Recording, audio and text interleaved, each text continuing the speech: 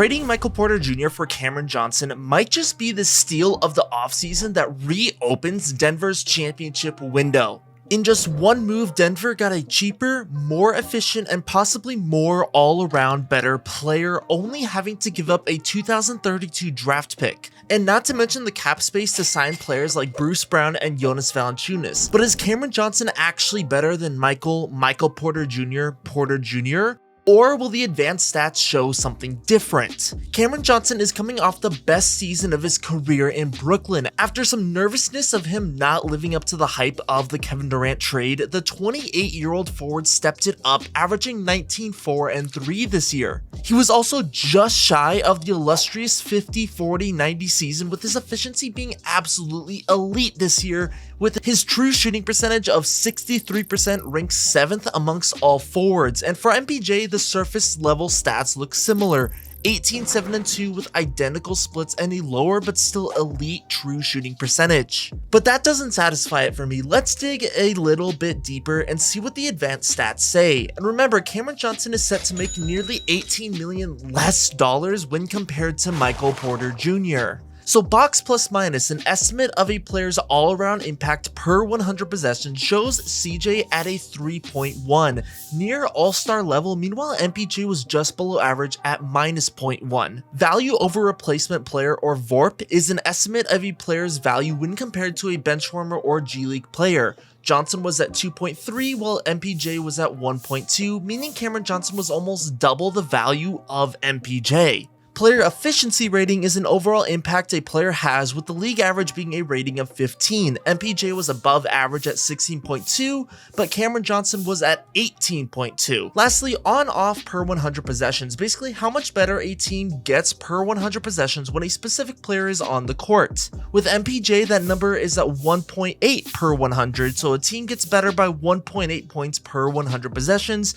For Cameron Johnson on a worser team, that number is 2.6. So while their box scores did look similar, it's the advanced stats that show that MPJ is still an above average player that pales in comparison to Cameron Johnson. So let's look at how Cameron Johnson is going to fit into Denver, and specifically in the playstyles we see with Nikola Jokic. Despite MPJ being the longtime Nugget and an NBA champion in Denver, Cameron Johnson shows promise based off of his time in Brooklyn. In isolation, neither player is strong, but Johnson ranks in the 88th percentile, scoring about 1 ISO point per game. Meanwhile, MPJ is in the 38th percentile. Neither of these guys are a prime James Harden, but when the offense breaks down, Cameron Johnson can be a weapon when Jokic and Murray are bottled up. In transition, there is a clear difference. Johnson is just below the 90th percentile and doubles MPJ in transition points per game. Just imagine him receiving touchdown passes from Jokic. That could be an elite combo.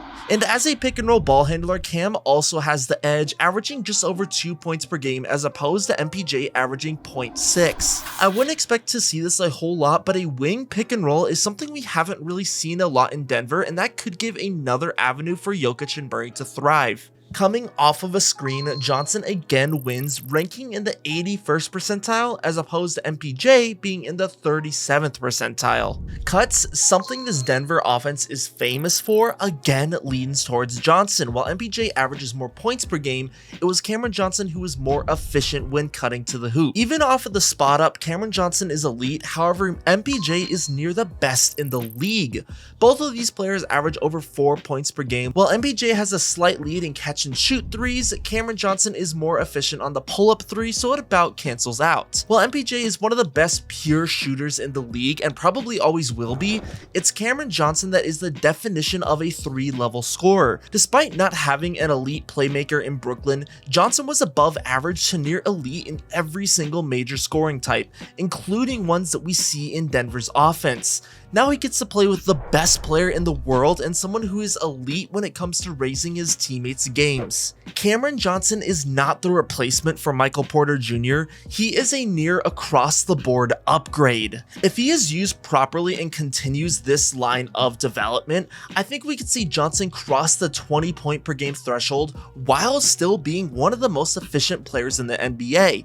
Not to mention, the threat of him on and off the ball takes strain off of Murray and Jokic, ideally allowing those two to be more efficient. For $18 million less, Denver is getting a wing who cuts, shoots, passes, and plays within the flow of the offense on a better or similar level to Michael Porter Jr. And while Denver does win this trade, I still don't think this is a bad move for the Nets, a team that is nowhere near contending and in their own rebuild process. A first rounder 7 years from now could be worth something when Jokic is going to be 36. While Johnson is the better player, I have long believed that MPJ has a potential to be one of the best 3-level scorers in the NBA. In Brooklyn, he might just unlock that in the same way Cameron Johnson did. Also, I have to mention health. In the last 2 seasons, Johnson has played in just about 65% of all possible games. MPJ, someone who initially had a lot of health issues in his career, played over 96% of all possible games in the last 2 seasons. So Brooklyn is getting a player who, in my opinion, has upside that we haven't seen yet, who is on the court more consistently, and someone who can possibly be traded for a younger star or eventual draft picks. Cameron Johnson may not be as tall and his shot may not be as pure, but he is more versatile. He is a more complete player that is still strong in what Michael Porter Jr. is elite at. Both teams have a positive route out of this trade. However, this trade just extended Denver's championship window. All of this is without mentioning Bruce Brown and Jonas Valanciunas. So let me know down below your thoughts on this trade and who won it. If there's any player analysis you want to see and anything you want to see out of this free agency, let me know and I can dive into it. But that is it for this one, and I will catch you all later.